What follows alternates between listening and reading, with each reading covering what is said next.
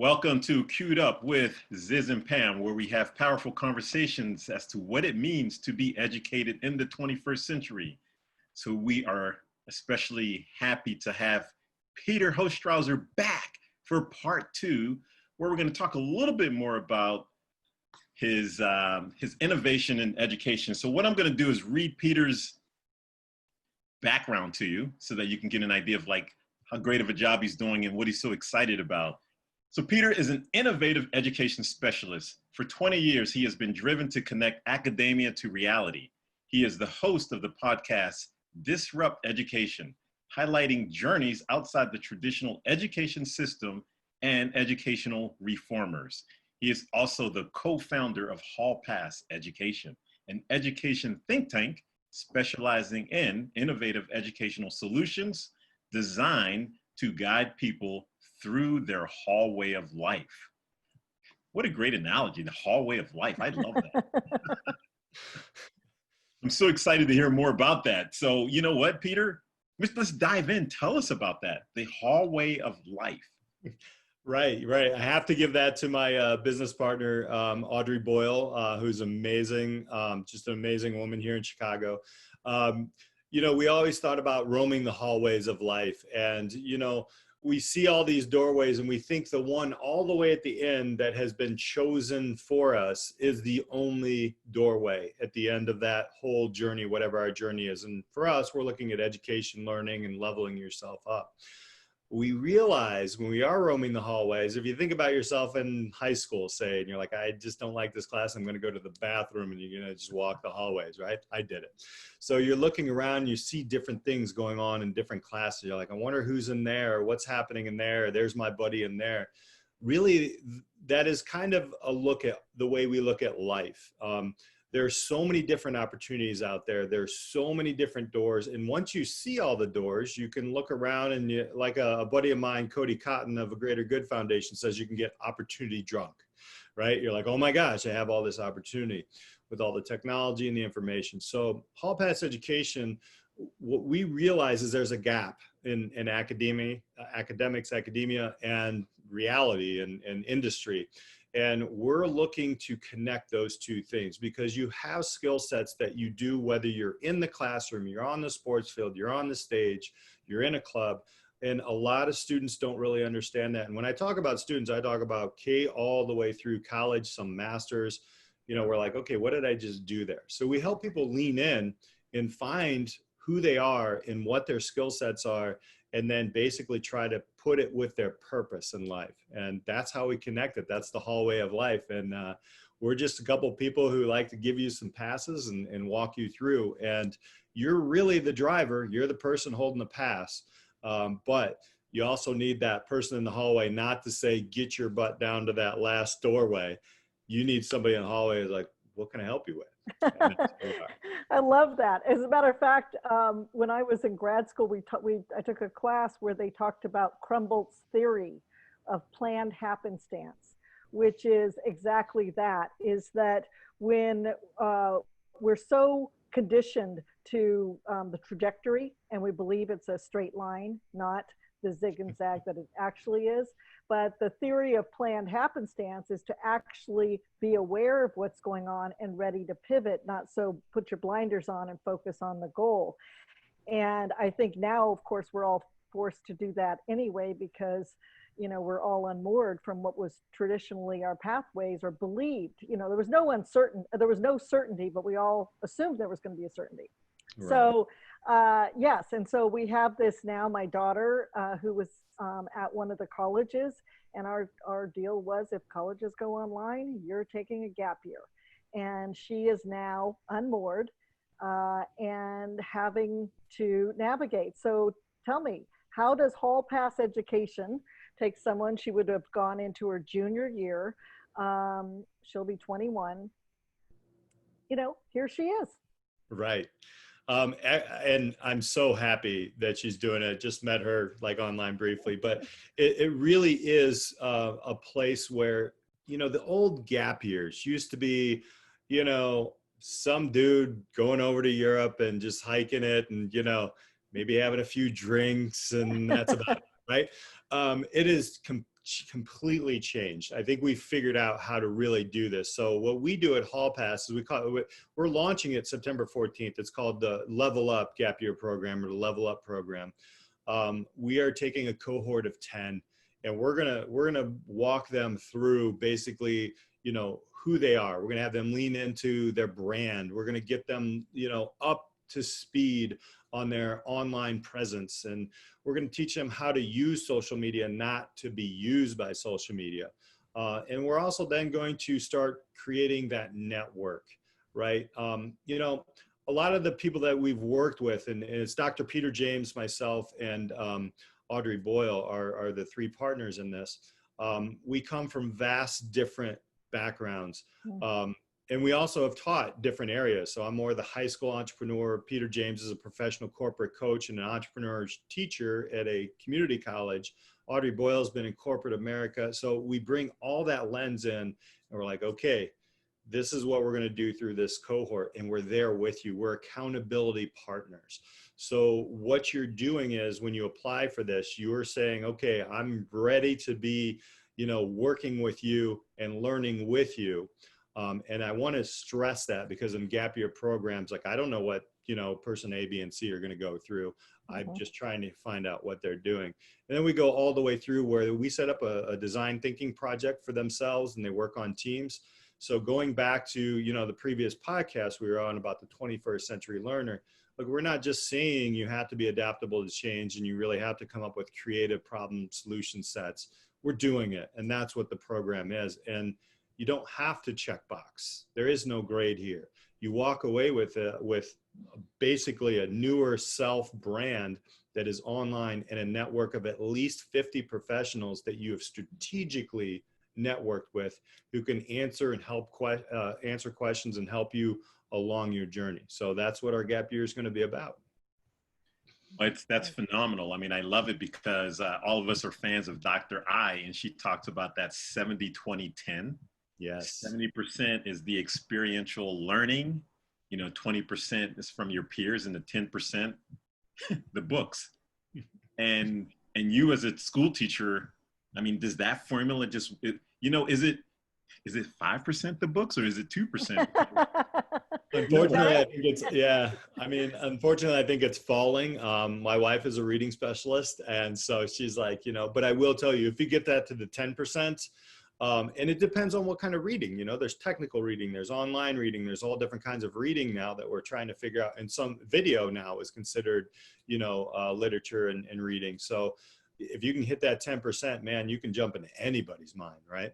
Yeah, absolutely. Absolutely. So so the cohort, how did you choose them? Is this something that's going to be, are you going to franchise this? What are you thinking? Well, in all reality, we're going to make billions of dollars. No, no, I think, you know, what we want to do is we really want to learn. We really want to learn from our first cohort. So it just came about. We're going to pick 10.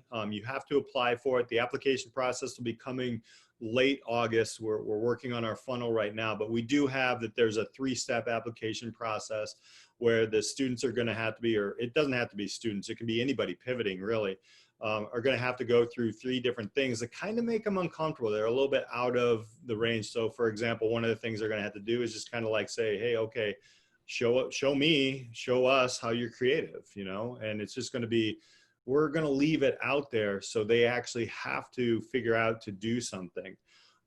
We really don't want a lot of people saying, okay, Pam, do I have to do 1, 2, and 3, or what does this look like, right? We want people to have a little bit of guts, because you're gonna have to step out there outside your comfort zone in this thing. And you know, we're gonna pick 10 and we're gonna roll with it. Who knows what's gonna happen? I don't like that. My wife says I have a 3-day memory, which I think is good some days. I do remember our anniversary, but yeah, I think, you know, we see great value in this.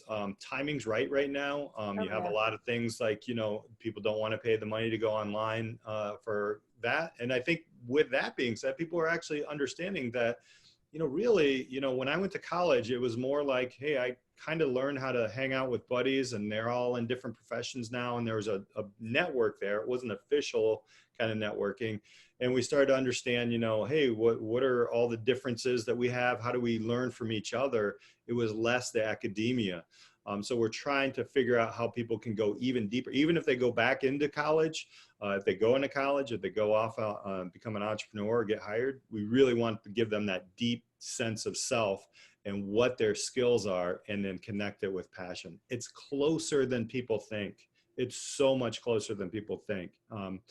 I've got a story of a young man who was wanting to take pictures, a young man I work with, and he wanted to be with the Cubs and take some pictures of the Chicago Cubs here. It hurt me because I'm a Sox fan, but that's cool. But anyway, within 24 hours, I got to tell you, with my network, I showed him, and he was actually taking pictures for an ESPN where they were doing some of the work with the Cardinals and the Cubs. Wasn't getting paid, but man, they were giving him some good seats and those things. So close. Yeah. And he didn't realize that with a network and a mentor and people who guide you, you can get there fast. Right. You are describing my dream high school, because I think this is the future. The economy's changed so fast. Competency trumps pedigree, where just getting that degree does not give you the value. We're certainly seeing that, and we're seeing that even more with all the calls I'm getting of people who are like, but I did everything right. Now what do I do?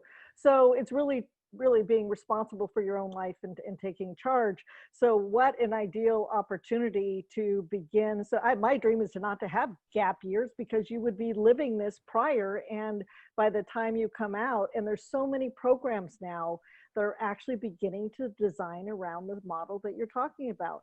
So to what extent are you paying attention to some of those other models that are out there, and kind of taking the parts of them that connect the real world to the already competency-based people who already have the initiative? Talk more about that. Yeah, so that's a great question. It's exciting. It really is. The first thing you do in entrepreneurship when you're learning about it is you look at competition. And the first thing my high school students do is, I've taught entrepreneurship and business, is like, we got to destroy them, and it's totally the opposite. Yeah. Like, Coca-Cola needs Pepsi, right? Like we all need each other. The Bears need the Packers, right? Well, some years they do, but like, so you need to work with people. And yeah, so, man, I can't remember the guy's name. It was from WeWork, and he started a program where they started the business analytics program, and it was before WeWork bought him out. And it was 3 trimesters. So you would dive into yourself and understand who you are. Second one was how to do the teamwork and the skill sets. And the third one, they'd send you off to like Apple, IBM, or whatever. And they were hiring it's young and old. They were all getting into this, and it was really cool. And then WeWork bought it. But then you have people like Austin Allred, you have people like Isaac Morehouse, you have TK Coleman, you have all these entrepreneurs that are coming in and understanding, okay, so you have Lambda School, you have Holberton, and all of it started to grow out of technology, right? So how do I code? Because everybody was supposed to code in the last 5 years. And then that's changed, but what we learned from it is, okay, so how are they doing this with an actual skill set? But what if you're not interested in that skill set? How do you build the person to find those interests? And that's really where we built off of these. The unschooling movement has been incredible. The homeschooling piece has changed a lot. And then, these years, we've interviewed some of the same people, and it's just really tremendous opportunity, because there are so many of us out here, but yet there's so many individuals who need that individual kind of path. So it's going to take even a lot more to create these programs. But there is a Patino High School up in Fresno, which is very cool, because they took the incubator program, where it's a lean startup, and they take their sophomore year of high school, they have kids in. It's a California public school, and they have to unschool them. They have to teach them, don't do that, come over here. So, and Iowa Big is another one. These schools, they're growing, and they're amazing. I just, I don't have patience. I want to see them grow faster. Well, it's interesting because, what COVID-19 has done, this pandemic has put a spotlight on the inequities of school. Yes. And so, you know, when you think about what's actually happening from a social justice standpoint, how do we help students who may not have the technology, so to speak, or the opportunities to get the mentors? So what, you know, like, I know I'm asking a really big question, so let's just maybe, you know, drill down to your school that you're going into, and then maybe think about the Chicago public school system, you know, overall. Yeah, absolutely. Yeah, that's a great question. It's a very big, it's the elephant in the room. It's how do we look at this? Well, I think first of all, we have to take a look at education was designed by people who look like me. And it's not for everyone. And it's not like everybody has to go through, but we're still trying to get everybody to go through an education that is look like me and my culture and what I am as a white male. But I think what we're realizing here is there's an opportunity to really connect community with their educators in the schools. There's a reason why there's not a lot of Black and brown educators. And it's not because they don't care about education. It's because they didn't like the system and it was inequitable when they were in it, in my opinion. So, and a lot of the educators that I know who don't look like me will say, well, I'm coming into this, and then they'll hit a wall. And they're like, they're not listening. They're, you know, yeah, we've had affinity groups and these things, which I've actually learned a ton from so many different students, which is amazing. I think that's another lucky thing that I have. But you have to understand, like, it's my way isn't the right way. It could be the right way for me, but how do we do that? So, you know, I've worked with Nova's Club out of Chicago. We worked with their Maine Township schools. They have Chicago Tech Academy.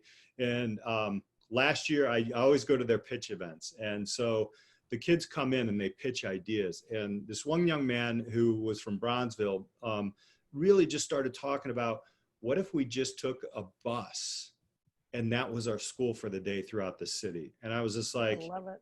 I want to give you like my card right now, like, you know, and I think that's the way we really need to listen to people in their communities about what they really want. It's not what I want. I can't fix problems that I don't know about or I haven't lived. And I think in education, we're really missing that. I created a thing like right before Disrupt Education. It was called the Community Learning Project. And I just thought, okay, what if we brought everybody together? And we're not in a school. I mean, you could be in a school, but it can be a community building where, all right, so we need history here. All right, so we have a historical marker here. We need to do something different, right? There's a lot of that going on. We're tearing down things and rebuilding things, which is exciting. It's scary. It's, you know, but how then do we really do? We can bring students into that, bring that into a project, then actually have them rebuild something there that means more to people around a community. But guess what? Now you're talking about law, you're talking about mathematics, you're talking about everything there. Yes. And that's the way I think that we can make education more equitable is one system can't fix every community. The community has to use the system however they want to, because this is the United States, this is the way it's supposed to be, to build what they need and they want out of their community. Yeah, you're always going to have people like, I don't want that, or I don't want this, but there's so much learning involved in that. Even if, like, you know, you start with a bike rack, you know, where should we put the bike rack? Something that simple will teach everything that is in the curriculum, in pretty much any curriculum. So I think that's, to me, that would be my take on the equitable look in education. I love that. I love that. I think it's similar to big picture learning, which starts with the human being in the real world, about things they care about to change. And it's about, and we have this motto too, which is empower more, help less. We're so busy trying to help them in our image of what we thought worked for everybody. And of course it doesn't. We're finding out it works for almost nobody. In fact, there is no average person, according to Todd Rose. So it can't, because we're all measured against this mythical average. So, so I find this, I love this, love this, love this. So as we're going into this time of disruption that is imposed, or however you want to look at it, or that it's an opportunity, what do you think is the opportunity for what's happening with these micro schools or homeschooling movement of parents taking, control. How do we help in some of those areas that might not have parents who can do that? How can we make it more equitable? I mean, there's all sorts of movements, including allocating the dollars to everybody, which would solve a lot in some of these areas, because they would be able to pay the same amount of money for the same, kind of teacher. So how does all this, how do we use this? Yeah, that's another big one. You guys are throwing big. We're big. Go big or go home. But it's true. Yeah. I think it's a process. I think through this, there are a lot of people who are looking now at different schooling options, right? People don't want to send their kids to a school in fear of getting sick or, anything like that, which is legit. I'm not going to argue with anybody's, lens. But then they're looking at, okay, but I can't stay home, or what does this look like? So I think outside of this, I think, unschooling, homeschooling, people are actually now understanding what that looks like rather than what we thought it was, right? Back in my day when I was in school, like the homeschooler we thought was an ultra-conservative Christian who was just somebody who went to church all week and they had no social skills whatsoever. That's a complete stereotype. Like that is so changed now. So that, there's a lot of different things going on and going out and doing some different things. I would bet if politics are right and the money's there, we should build these community centers to where if there is say you have a 1-parent household or a 2-parent household and everybody's like out and they cannot have a place, there would be 5 to 10, cohorts of young people who go into this where it's not a school building. It's exactly what we're talking about. There are homeschool facilitators, there are unschooling facilitators. Maker spaces, yeah. Yes, absolutely. The maker spaces and those types of things. And, there's powerful unions here in Chicago, and I don't want to say yes or no to them, but I think, we have to take a look at different allocations of money and finances as well. We have to give some people some choice, because right now the choice is to walk into a system that was created by, white males. I mean, let's be honest. So how do we look at that differently? And we have to get over our fear of losing our profession and our job. We really do. And I think in this time right now, we're getting a little boost of understanding, you know what, I'm not really going to lose if I pivot a little bit and I start to mentor and those different things as well. So yeah, there's a lot of things in play that need to come in, but I really think that it's going to open at least some more discussion, and people are going to start to realize that these things that we saw before are really not what we thought, and we're learning from that. And to me, that's the exciting piece of going into something that's it's scary, it's different. But that's where the opportunity lies. And that goes back to my tweet of why I think this is going to be the greatest year, man. I am so comfortable being uncomfortable. It's weird. I don't know, but I love it. It sounds like you were at my yoga class. It's one of my I've been saying, get comfortable being uncomfortable. As a matter of fact, that was a Zoom that I've done with summer school students. I said, get comfortable being uncomfortable. And that was our theme. And we just talked about it. So what I want is, let us know how we can keep track of what you're doing with your cohort. Is that something you're going to be sharing through Twitter or Instagram? I would love to just track the story, because I'm like, man, if you can do this, then, maybe you can give me a little script as to like what I can do this upcoming fall as well. Right. Yeah, absolutely. We're across the board, Twitter, Instagram, we're on LinkedIn. It's HallPass Education. I believe our Twitter is HallPass EDU. And if you go to Peter Hostrawser, at Peter Hostrawser on Twitter, I'm always retweeting their stuff. We do live daily broadcasts there, where we also have a YouTube channel called HallPass Education. My co-founders and I, we talk about just different things for about 5 minutes. And we put them out live, usually every morning early. Facebook is also a group there. And really it's getahallpass.com. It is building out right now. We just have sign up for some more information. So if you want to understand or get on a short list, we're about ready to put a questionnaire out for people who are interested in this. We're going to meet people where they are. We want to see, are we looking at, you know, younger people? Are we looking at people who are mid, you know, career and want to pivot? And it actually, the cool part about it is because when you look at the human, it works for everybody, right? Yeah. Like you're looking at the human. So yeah, get a hallpass.com and you can throw your email in there and that will be the first step. And then you're going to start to see some more stuff come through.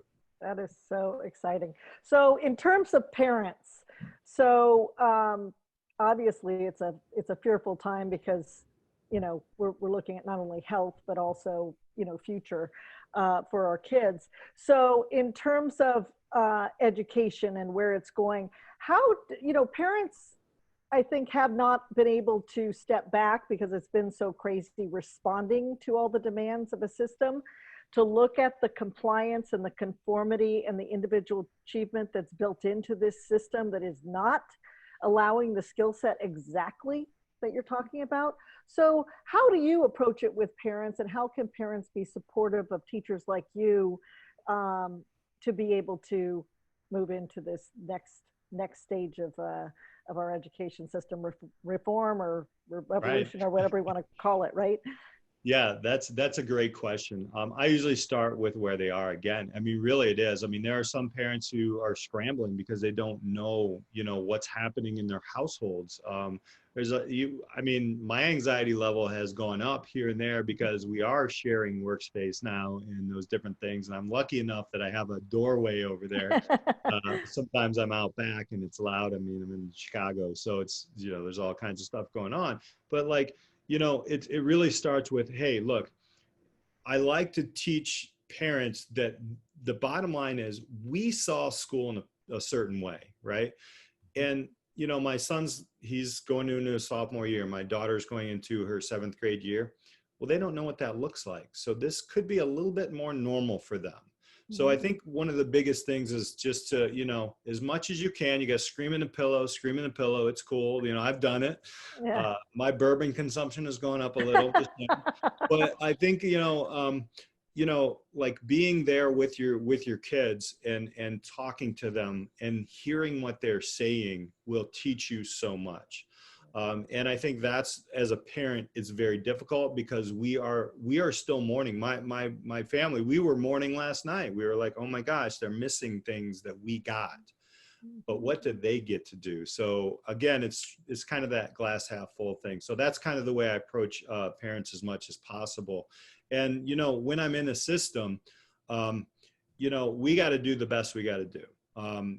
We have parents who want to send our kids to school.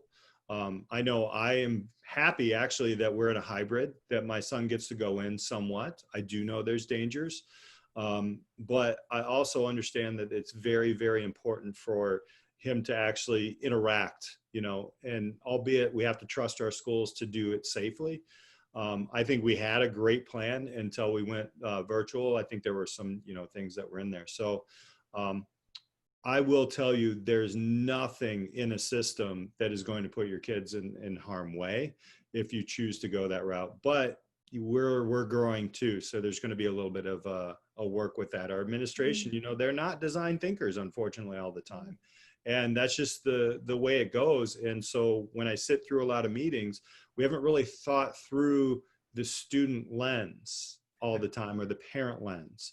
And we need time to do that. And, you know, like me, I mean, I'm not a patient dude, but we have to be patient as parents. And that's the other thing that will help support everybody go through the change. The change is going to happen. It's going to happen. And we all kind of knew it.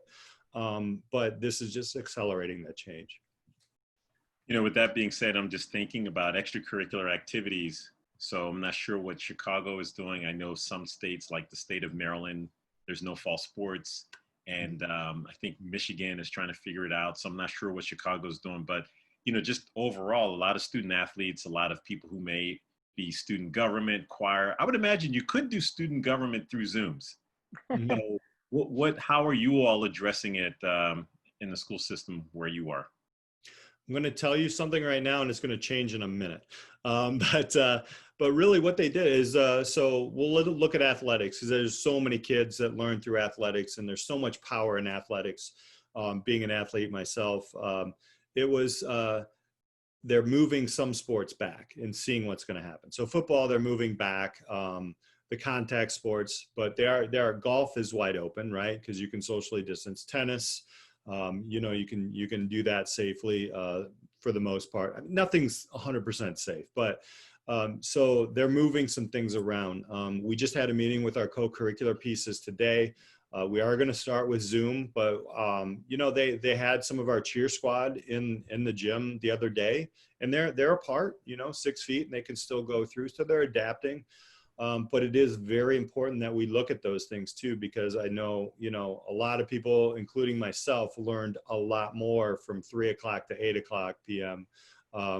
Than in school sometimes. And a lot of the things, belonging is a piece of how and why students are engaged.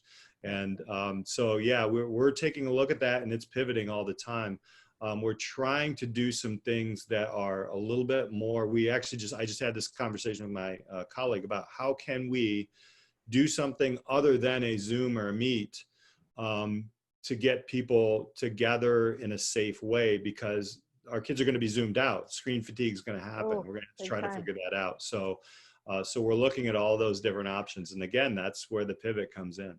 And having the students help solve it as well. But it's interesting because Edith Eiger said expression is the antidote to depression.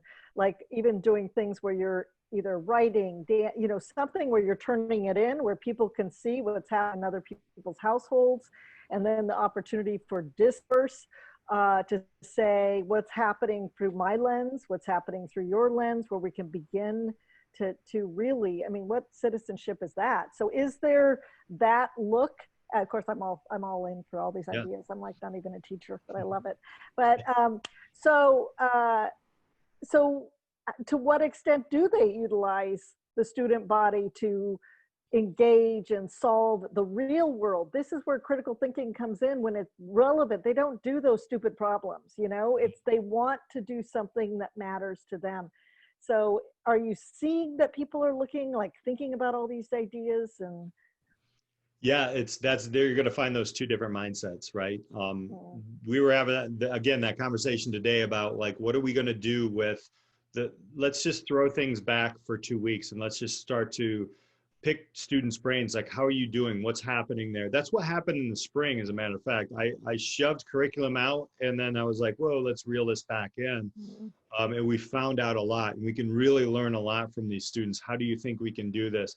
I think the challenge comes in is, it's pretty easy to listen and have people at a table. The difficult part really is, and I've been at equitable tables and affinity panels, is really actually the action behind it.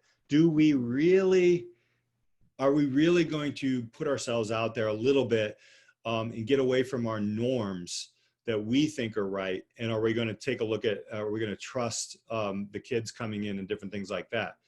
I personally, the only reason I'm doing what I'm doing is that, you know, I mean, oh my gosh, like if we listen to, you know, kind of older, I don't want to say old, I won't put age, but like really rigid educators, we'd never have social media ever. Like it would shut it all down, right? And you know what students taught me, like my son as well, like he taught me like, Dad, I'm building a car on this mod thing and I'm talking to a kid in Germany. I'm like, what? Yeah. Like, how's that working? You know, I was just like, you know, looking out my window and thinking, do I have to rake the leaves? Like, how did you do it? So yeah, that is definitely part of it. And even in our business department, that's what we're going to do the first week. We have a little bit of stuff, you know, to get to know you and different things like that. But we really want to just hear. And sometimes it's between the lines, man. We have to understand, you know, these kids are going through 6 or 7 Zoom meetings or meetings or things a day. Yeah. And, you know, if you've done 30 Zoom meetings a week, I'm about done, man. And I talked to my son about it. And I'm like, how's that going to make you feel? He's like, I don't know, Dad, but it's probably not going to be good. So we have to think about different ways and listen to our clients. This is like a business, man. We got to listen to who we're working with and adapt to make it the best for them. Mm-hmm. Yeah, I love that approach. I mean, I can tell you, like what you just said, it's a real thing, especially the nonverbal. It's really difficult to pick up the nonverbal communication when you're on a Zoom or Right. Google Hangout or whatever platform they're using. And it's tiring. And I think it's going to be interesting to see what research comes from this. But Mm-hmm. I'm glad that you all are thinking about it. And I hope that the students, and more importantly, I hope that the teachers and the administrators will be listening, because I know for me, after 4 Zooms in one day, I'm like, yeah. I'm done. Me too. And they're adaptable. So I love that. So what would be the closing words that you would want to share with our audience, and how do we keep track of you? I know you shared that you have a YouTube channel. You pretty much have every platform available. What's your favorite platform? And maybe just to play around with this a moment, which platform do you think would be the best for students to use, the one that they don't use, they aren't really using right now? Right. Yeah, I don't know if I can answer that question, because it depends on what the student wants, right? Like, if you're a creative, I kind of move them over to Instagram. If you're like driven to actually connect, and that's LinkedIn. If you like the show and to create like documentaries, and it's YouTube, you know. But I think you need them all. But so it's kind of on an individual basis. Man, it's tough to pick one. I'm at peterhostrawser.com or disrupteducation.co. That's where you find all my stuff. Twitter is where I talk to a lot of educators. You know, that's where, you know, I learn about, you know, okay, George Couros and all these crazy people that are awesome. LinkedIn, I mean, we're working with Mike Yates, and that's how we connected. Mm-hmm. And you know, like, so it's really across the board. You know, I think in reality, what we do need to teach our kids, and I think this is something that is something that I can end with, is in this, when we're all in a digital area, we've got to find our family digitally as well as in a neighborhood, right? So there's opportunity. What I always tell young people and parents, if you're listening to this, it would be to get outside your comfort zone a little bit, find somebody who's doing something that you think is cool, and you don't have to do it the rest of your life, and ask them for advice. That's it. And that'll open up the conversation, because in times like these, I think people are looking at youth even more in a way to where we're not only mourning with them, but we're also looking at opportunity here. And I think that a lot of these students and the young people, and even old, I mean, I had some buddies who pivoted in their profession and are doing very well right now, is this too will pass, and there's opportunity in it. And it's just a growing pain. And you know what, do your best, but take care of yourself. Take care of yourself as well. I love it.